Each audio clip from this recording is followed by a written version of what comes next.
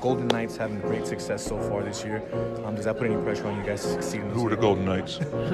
No, only pressure is that the sniping of people saying you got to do as good as them. It's just good. Vegas is treating us well, and I think the record doesn't show how hard that we work, and it's tough in that way, but it's good for us in the inner circle to understand what we have going on in Vegas, and if we just continue to trust and believe in each other, the sky's the limit for this team, and I'm blessed to be a part of it.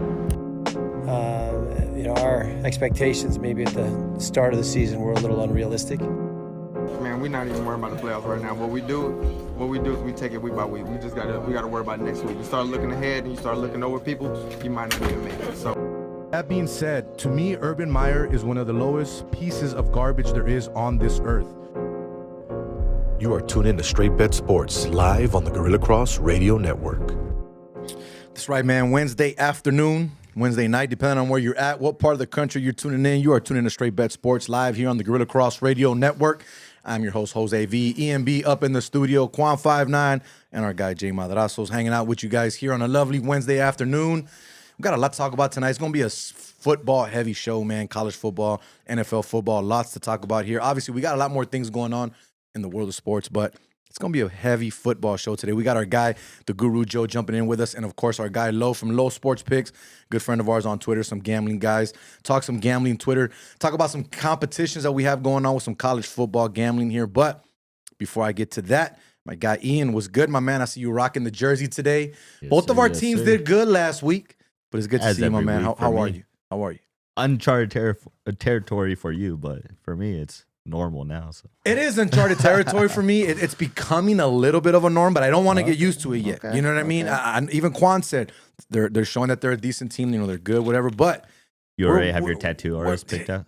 bro, we still got 3 more games. Relax. We got 6 wins. We still got 3 more. You think you're going to lose? You're only going to win 2 more games for the rest of the season? Is that what you're saying? Hey, but how about this? If anybody's watching that's a tattoo artist or knows a tattoo artist, if you want to get this and you want to sponsor, maybe you want to help us sponsor the tattoo. If it happens, we'll push your business. We'll push people to go out there and get a tattoo. Let's make it happen. Maybe we'll do it in the studio. Maybe we'll do it somewhere else. Maybe we'll go with Eric, do it at the barbershop. Let us know, man. Let's get done. Maybe the Jets get those 3 wins and get it, man. But we shall see. But we got a football-heavy show, but we're also going to talk football towards the end real quick.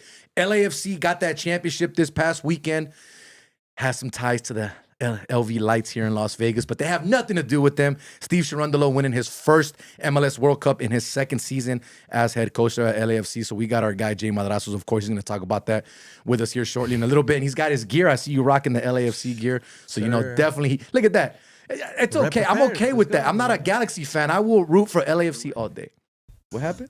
Oh, he said get the mic close. Oh yeah. We need you to talk with the mic, bro. How many times is Quan gonna tell you to grab the mic? He's and right. speak? He's right. All right. Come on, Let's man. restart this. No, but seriously, no. Rewind. Shout out to LAFC, and then shout out to Cherundolo, bringing his first title. There we Wish go, he could have man. done it with us, but You know what? It don't is matter. what He it did is, it, and right? that's all that matters. I respect him. I got nothing against him. Lights FC organization, whole nother thing. I respect the players, but Anyways, but we do got to get into our guest here. But before we do so, do what I ask you guys to do every single week. Drop that like, drop that comment, press that share. We'll go from there. Let everyone know what it is you are tuned in today. GorillaCross.com, Gorilla Cross Radio, the Gorilla Cross Radio app, and we are live on all platforms, YouTube, Facebook, and Twitter. Just search Gorilla Cross, and we are on there right now streaming. And of course, if you missed this show or any part of the show or any part of the previous shows, check us out on our YouTube page, Straight Bet Sports. We put all of our previous shows on there. And the audio, if you're someone that just likes to listen and you don't want to look at our faces, check out the audio on all platforms, Google, Apple, Spotify, Anchor, you name it, we are there. And it's all free, man. Free 99 is always good. But we got two guests. One of them will be on video with us, joining us on the East Coast. And, of course, our guy, Lo, as well. He'll be on the phone. You'll be hearing the voice of God, as we like to call it, just the audio, nothing else floating through there. But let's go ahead and get him, man. I hope that Joe figured out his camera situation, because I'm a little disappointed, my guy. You said you were going to be at home. You were driving around in the car, man. But what's good, guys? You guys on here? You guys ready to go? You guys ready to rock? Don't hear anybody. That's not a good sign. I'm ready to rock with it. If we could ever get any service from Joe, that's always a complicated thing. Hey, you know what? We got our guy Lo, though. Lo, what's going on, my guy? How are you doing this evening? What's good? You ready? You ready? Yeah, I'm ready to rock. I'm ready to speak ball with you, gentlemen, and I want to go ahead and thank you guys for having me on the show. I know it's been a long time coming, Jose. You've been trying to get me on the show, and I finally got a little bit of time now that high school football for us here in North Carolina, particularly for our team, is over. They're still running playoffs, but our team didn't make playoffs this season. So, yeah, I'm ready to get into some ball. Hey, before we do so, though, Lo, let everyone know what it is that you do, because obviously this is your first time on the show. Let everyone know what it is that you do on the Gambling Twitter side. But not only that, you're heavily into football. You just mentioned it away from Twitter. Let everyone know what it is that you got going on, my brother. Yeah, so I've been handicapping sports, trying to get guys to or trying to provide winners for guys versus the spread or versus money line. So I've been doing that for about 16 years. But outside of that, I also coach high school football. So I'm a defensive coach, a defensive coordinator. I'm also a secondary coach as well. So those are some of the things that I have going on in my neck of the woods. And I love talking ball, especially when it comes to football, because I'm really passionate about it. Played football in high school, played football in JUCO. Had an offer to go to LSU to play safety there, but I tore my ACL, MCL, and meniscus in my knee in JUCO, and that offer came off the table. So, but anything dealing with football, I'm definitely always about talking it, because I also coach it. So I love it. I need you to give the story, man, because it's pinned on your Twitter account. If people do not know, go ahead and check him out at Low Sports Picks on Twitter. You have it pinned, my guy. Tell people how you turned a little bit of money into a lot of money. Let's just say that. Yeah, so you know what I mean. Crazy story. Yeah, it's a crazy story. So basically, last year, I took $1,000, and I was just trying to be aggressive with $1,000 and see how far $1,000 could get me.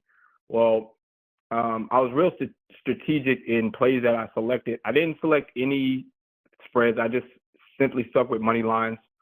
And I ended up taking that $1,000. I started with that $1,000 somewhere, I want to say like mid-November. And by the first week in February, my bankroll was up to $209,000. So almost, almost $250,000 off of just $1,000. And I just kept rolling the money over. Like I didn't take anything out. I just kept rolling and then doubling it up.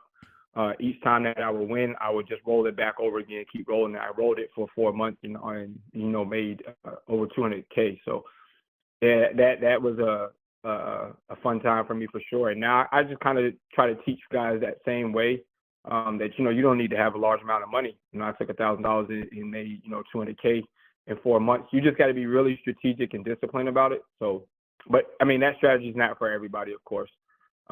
It takes a lot of, guts to do it. It was a couple of times when I was running that bankroll up, I had to put up, 50K, on one play. And, that kind of gets a little scary because, you talk about sweating a game. You know what I'm saying? With 50K on the line there, it could take it up to, 100K. And then I had a time where I had to lay 75K, to keep it going. So that was just part of my rollover system. But yeah, it got sweaty, but it prevailed. So. But once again, it's not a strategy for everybody, but it does work. And not only that, it's documented. Like a lot of people on gambling Twitter that I've come to realize, my guy, and you know this since we've been talking and doing the spaces and everything that we do. A lot of people are fakes. A lot of people can come up with a VIP at any time, but don't want to show proof of anything. Everything Lowe does is proof. He has a website. He's got a YouTube page. He don't hide from anything. Even if he has a losing pick or a losing day, he will tell you about it. So that's what I like about you, my guy, that you don't hide from anything. You're straight up, you're honest, and you give the people what they want. And if somebody wants to follow you and take your pick, they do. If they do and they lose, it is what it is. Nobody put a gun to anybody's head. So I like what you do, my guy, and I love the Spaces. If you guys haven't checked it out and you're on Twitter and you've used Spaces before, if you're a novice or someone that's a professional or whatever it is and you're trying to get into the gambling scene, please, man, these guys got Spaces on lock every single day, every single week. So that's some good stuff. Now, let's jump into some football, bro. Let's jump into some conversational talk. I got the Jets jersey on. You're a defensive coach. You talked about the DBs and all that. I got one of the greatest DBs of all time on my chest right now. And obviously, we saw that this past weekend with the Bills and the Jets. One of the newer DBs in the league right now, the rookie Sauce Gardner. We saw what he's done all season. We saw what he did this past weekend against the Bills.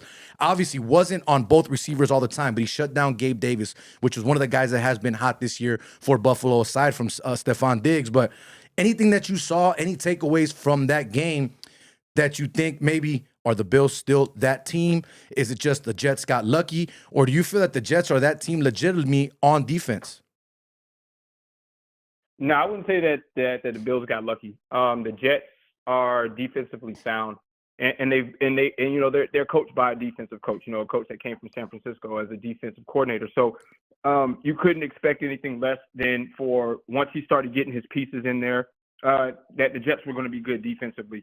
And to be honest with you, the Jets to me hasn't been bad defensively in the last couple of years. They may have. I think where their woes have came in at is that they've dealt with injuries, but now they got a lot of young talent on that defensive side of the ball, and those guys are buying into the head coach's system, and I absolutely love it. The Jets are a defense that is, you know, has, like I said, they've been solid to me for the last couple of years. And when you look at the Jets, you think of defense. And to me, it's just been that way for quite some time. It seems like the Jets like to hire head coaches that are defensive, old defensive coordinators, and turn them into head coaches. So, their defense hasn't surprised me at all. It's kind of been what I've come to expect from the Jets in the last few years. And Sauce Gardner, I mean, he's absolutely dynamite. I mean, he was a dynamite when he was at Cincinnati, absolute lockdown corner. Teams didn't like throwing to him in college. I want to say his time in college, he didn't have that many touchdowns scored on him, if any at all. I can't really remember too many touchdowns scored on him. No touchdowns in high school nor college, yeah. No, never. There you go. And it seemed, he's carrying that momentum over into the pros. He kind of reminds me of a young Revis. Revis was that same type of corner where he was on an island by himself, and he didn't need no help over the top from the safety. He would lock you down and shut your best receiver down.